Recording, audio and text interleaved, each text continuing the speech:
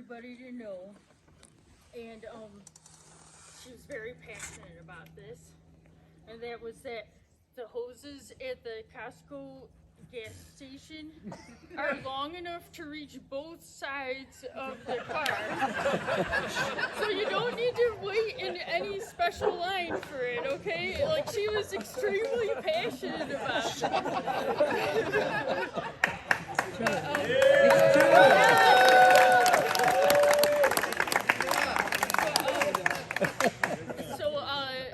I was trying to think, I mean, I could give you like 700 random facts about Gina that I've learned over the past 10 years as her neighbor, but I'm just going to talk about what it was like to actually be her neighbor.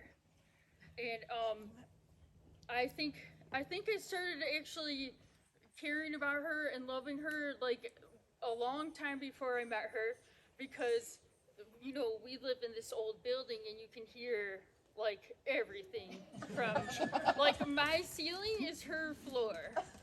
And toilets flushing. yeah. But so like I didn't really pay attention to much until it was like right before Christmas of 2012, and I was there doing work late, and all of a sudden I could hear this huge Christmas party starting up, and like I could hear it was awesome music, and there was this one woman's voice who I kept like hearing, and I couldn't, like, do you guys know the voices in Charlie Brown the adult? Gina's version of that. And so I could hear this really excited voice, and who was like telling all these stories, making everybody laugh, and I was just like, who is this person? And I want to make sure to mention too, there was another woman's laugh happening, who I would later find out belonged to Lisa Lemus. And so you guys should go make her laugh at some point tonight, because she has an amazing laugh, okay? But so it was a couple years before we actually became friends, and I quickly realized that this was somebody who accepted me, and like that I could talk about anything to, like literally anything. And she was so supportive, and she was giving me a lot of advice about things in my life, and I wasn't really sure about, like, and she was so real about it that I was like, I don't know, over time I realized she was pretty much right about like everything she told me. So she became, instead of like Googling something or Redditing it, like I would Gina it, like ask her advice about literally everything. I mean, she was my Yahoo Answers, Ask Jeeves, like you name it.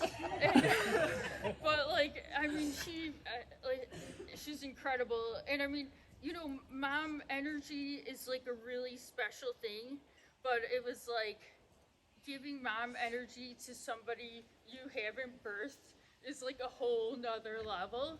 And like she was that for me, like for the whole time I knew her, like literally up until she wasn't here, like physically here anymore. But and the other thing we shared is, there's two other main things we shared as neighbors, is like, we're right on the river, and so there were some nights where she would text me like, look at the moon as it's setting, or like, and I would text her about the sun setting, and she would point out like formations in the snow and the like frozen riverbank, and so it's just really cool to share the building and the nature around it. But and the other main thing we always shared was music, and because our spaces were just, like we were kind of in the same house but different spaces. Like if she wanted to play music for the two of us, she would blast it. And it usually happened when Jay was out of town, so it just would drive her crazy. But it was really special because she would like tell me how much she liked, like different songs, what they meant to her, and like who they reminded her of, and like different times of her life. And I can't even tell you how much I treasured that being able to share that. And the last thing was that I was going through a hard time in like 2016, and I started to learn how to play the guitar.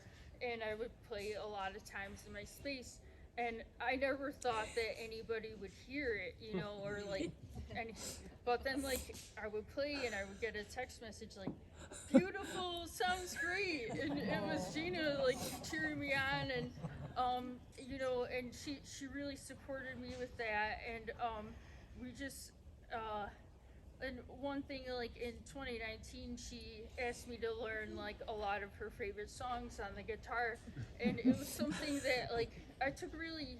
It was so much fun, but I also took really seriously, and it was kind of felt like out Wes Anderson in a warehouse, and like somebody's listening in another space, you know, and it was just a really special bond to share with her, and I can't even say. I mean, she changed my life. And I there's like no way I can conclude this speech because she is that much of a badass. So, like I have no words, and I have no words to explain how much I love her, you know. And yeah, so that's it. No, that's not it.